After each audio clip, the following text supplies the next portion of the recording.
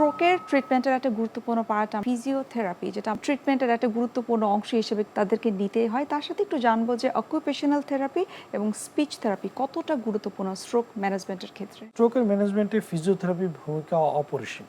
এক্ষেত্রে ডাক্তারদেরও অজ্ঞতা আছে, অবহেলা আছে, রোগীদের এবং রোগীর আত্মীয় স্বজনেরও অজ্ঞতা অবহেলা আছে। একটা টার্ম আছে নিউরোনাল প্লাস্টিসিটি। নিউরন যে সেলটা নষ্ট হয়ে যায় তার পাশের সেলগুলো কিন্তু ওই ফাংশনটা করতে পারে, এবং একটা নির্দিষ্ট সময়ের মধ্যে যদি আমরা ঠিকভাবে ফিজিওথেরাপির মাধ্যমে নিউরনকে স্টিমুলেট করতে পারি তখন কিন্তু প্রায় নিয়ার 100% এবং 95% পর্যন্ত নিউরোনাল প্লাস্টিসিটি পসিবল। তো সেটার ক্ষেত্রে ফিজিওথেরাপির ভূমিকা অপরিসীম। ফিজিওথেরাপি মানে কিন্তু ব্যায়াম না, ব্যায়াম তো আপনি যে কোনোভাবে করতে পারেন। যেই ধরনের ব্যায়ামে এই রোগীর যে উইকনেস বা পক্ষাঘাতগ্রস্ততা হয়েছে উন্নতি হবে, সেটার নামই কিন্তু ফিজিওথেরাপি। সেটা কিন্তু আমি বিশেষজ্ঞ না, আমি নিউরোলজিস্ট, আমি হয়তো নিউরোলজির অনেক কিছু জানি, কিন্তু ফিজিওথেরাপির বিষয়ে কিন্তু আমি গুরুত্বপূর্ণ তেমন জ্ঞান রাখি না। তাই এই রোগীর কোন ব্যায়াম প্রয়োজন সেটা কিন্তু একজন ফিজিয়াট্রিস্ট নির্ধারণ করবে।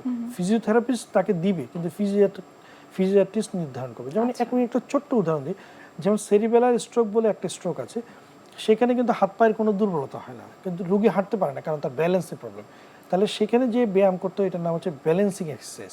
তো সেটা না করে যদি হাত পা ধরে ব্যায়াম করানো হয় তার কিন্তু উন্নতি হবে না। এর বাইরে স্পিচ থেরাপি লাগে, কারণ রোগীদের কথা জড়িয়ে যায়। কথা জড়িয়ে গেলে আমরা প্রায় বলি কথা বলেন ঠিক হয়ে যাবে, এতে কিন্তু রোগীর উপকার হয় না। স্পিচ থেরাপি যে আর্ট, কিভাবে জিহ্বা, কিভাবে তার ঠোঁট নাড়াবে, কিভাবে তার কথা আসবে, এটা একটা আলাদা টেকনিক। এটা আমাকে শিখতে হবে এবং রুগীকে এটা প্র্যাকটিস করতে হবে। এর বাইরেও অকুপেশনাল থেরাপি আছে। রুগী হাঁটতে পারে না, তাকে একটা লাঠি দেন যেটার নিচে 4টা খুঁটি আছে, তাহলে কিন্তু সে ব্যালেন্স করে হাঁটতে পারবে। রুগীর একটা হাত দুর্বল, সে ব্রাশ করতে পারে না, তাকে একটা লম্বা ব্রাশ দেন যেটা দিয়ে সে ব্রাশ করতে পারে। রুগীর জন্য একটা লম্বা চিরুনি, যে চিরুনির হাতাটা অনেক বড়, সেটা করে দেন। রুগীর যে প্যারালাইজড হাত, ডান হাত, সেটা দিয়ে সে অতদূর না তুলে এখান থেকে বসেই চুল আসতে পারে। তাহলে পেশেন্টকে যদি আপনি কাজে মোটিভেট করেন, অকুপেশনাল থেরাপি দেন, তার মতো করে একটা জুতা বানিয়ে দেন, তাহলে সে ওই জুতা পরেই হাঁটতে পারবে। তাহলে রোগী কিন্তু বেস্ট সার্ভিস পাবে। আপনাকে অসংখ্য ধন্যবাদ এত গুরুত্বপূর্ণ কিছু তথ্য আমাদেরকে দেওয়ার জন্য।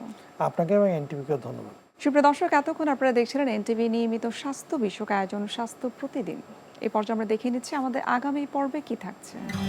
WHO স্ট্যাটিস্টিক্যালি দেখা যাচ্ছে যে সাউথ এশিয়ান কান্ট্রিতে 30.4% পিপল এফেক্টেড ডেন্টাল ক্যারিজ। এটাকে একটা গ্লোবাল বার্ডেন হিসেবে ধরা হচ্ছে।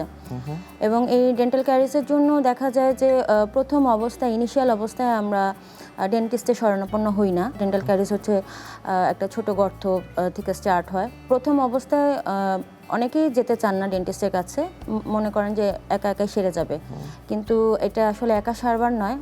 ইনিশিয়াল অবস্থায় যদি ডেন্টিস্টের কাছে যাওয়া হয় তখন অল্পতেই আপনার এই জিনিসটাকে প্রিভেন্ট করা সম্ভব।